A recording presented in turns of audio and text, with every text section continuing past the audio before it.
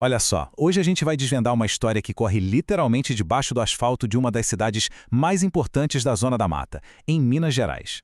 Pois é, o que será que se esconde debaixo das nossas grandes avenidas? Muitas vezes a resposta é rios. Rios inteiros, sabe? Cursos d'água que contam a história de como as cidades cresceram e, nesse processo, acabaram escondendo a própria natureza. E Juiz de Fora, lá em Minas, é um caso fascinante disso aí. Então vamos mergulhar nessa história. O nosso protagonista aqui é o Córrego do Independência. Pensa bem, hoje quem passa pela super movimentada Avenida Presidente Itamar Franco, que é uma das artérias da cidade, nem desconfia que, bem ali, debaixo dos pés, tem um rio correndo. Completamente invisível. E olha que ironia, a jornada desse rio começa de um jeito super bonito, num lago cercado de verde, lá no campus da UFJF. Mas logo em seguida, ele some. É como se fosse engolido por galerias de concreto. E ele só vai ver a luz do dia de novo, lá no finalzinho, quando já está desaguando no Rio Paraibuna. Mas aí já virou praticamente um canal de esgoto. E olha, não estamos falando de um riachozinho qualquer, não. São quase 5,5 km de extensão. É um curso d'água que corta uma parte super importante da cidade e que hoje está completamente escondido. O tamanho desse sumiço é impressionante. Pensa só, 86% do córrego inteiro foi parar debaixo da terra canalizado. Só um pedacinho minúsculo, lá no comecinho, é que ainda corre a céu aberto. É quase nada.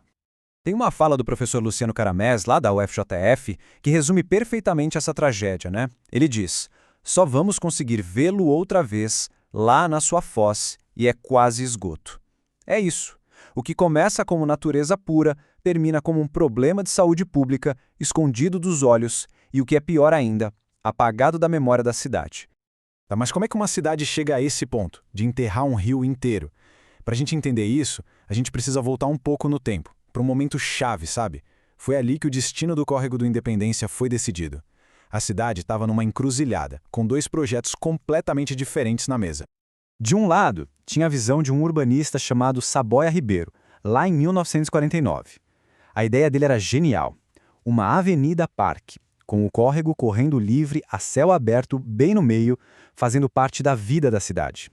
Já do outro lado, bom, a solução que acabou ganhando foi bem diferente. Esconder o rio debaixo da terra e abrir espaço para os carros. Essa proposta do Saboia Ribeiro era, assim, muito à frente do seu tempo. Sério. Porque, em vez de olhar para o rio e ver um problema, um obstáculo, ele viu uma oportunidade. Um elemento para deixar a cidade mais bonita, mais organizada e com mais qualidade de vida para todo mundo. Uma visão que, hoje em dia, é o que todo mundo quer fazer nas grandes cidades do mundo. Então fica a pergunta, né?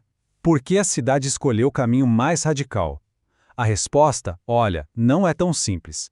Envolve décadas de problemas bem reais, muita pressão da população e, claro, uma ideia de progresso que hoje em dia a gente já começa a questionar. A gente precisa se colocar no lugar das pessoas que viviam em Juiz de Fora lá por meados do século XX. Para elas, o Córrego do Independência não era nada poético. Pelo contrário, era um problemão. As enchentes eram constantes, a água invadia casas, lojas, parava tudo, atrapalhava a vida e o crescimento do centro da cidade. E essa decisão de fazer alguma coisa não foi do nada, sabe? A pressão por uma solução para as enchentes foi se acumulando por décadas. Desde os anos 40 que a prefeitura e os moradores pediam uma solução. A coisa foi ficando cada vez mais urgente e a paciência do povo acabando. No fim das contas, aquela visão mais poética, mais ecológica do Saboia Ribeiro foi deixada de lado. E os motivos para isso foram uma mistura de coisas. Problemas técnicos, falta de dinheiro e, claro, uma decisão política. Manter o rio a céu aberto era bem complicado na prática. Pensa bem, tinha um monte de construção irregular nas margens, o custo para desapropriar tudo isso seria uma fortuna e o terreno ainda era cheio de rocha, difícil de escavar. Com tudo isso na mesa, a decisão política foi pela solução que parecia mais rápida, mais barata e que resolvia outro problema da época, a necessidade de mais espaço para os carros. E a solução de engenharia que eles encontraram foi radical. Eles não só canalizaram o córrego onde ele já estava. Não, eles mudaram o caminho do rio. Abandonaram um pedaço do leito original e cavaram um novo trajeto para ele, todo por debaixo da terra. Foi uma mudança drástica que redesenhou o mapa da cidade para sempre. Essa obra toda para construir a avenida por cima do rio teve um preço bem alto. E não foi só de dinheiro.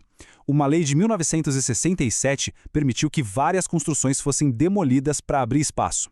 Até uma parte de um prédio histórico, a Escola Normal, foi derrubada. Ou seja, o progresso focado nos carros custou caro para a arquitetura e para a memória da cidade.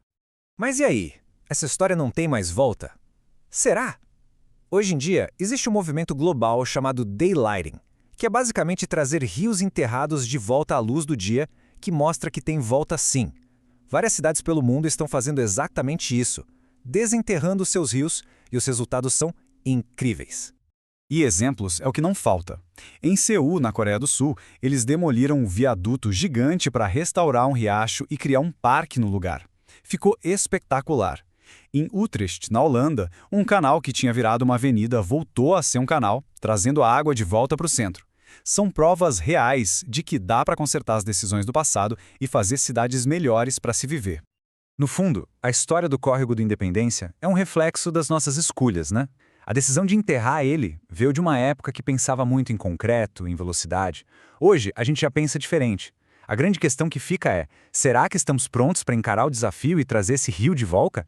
Será que essa história escondida debaixo do asfalto não pode ser, na verdade, o começo de um futuro mais verde para Juiz de Fora? É uma pergunta que as próximas gerações vão ter que responder.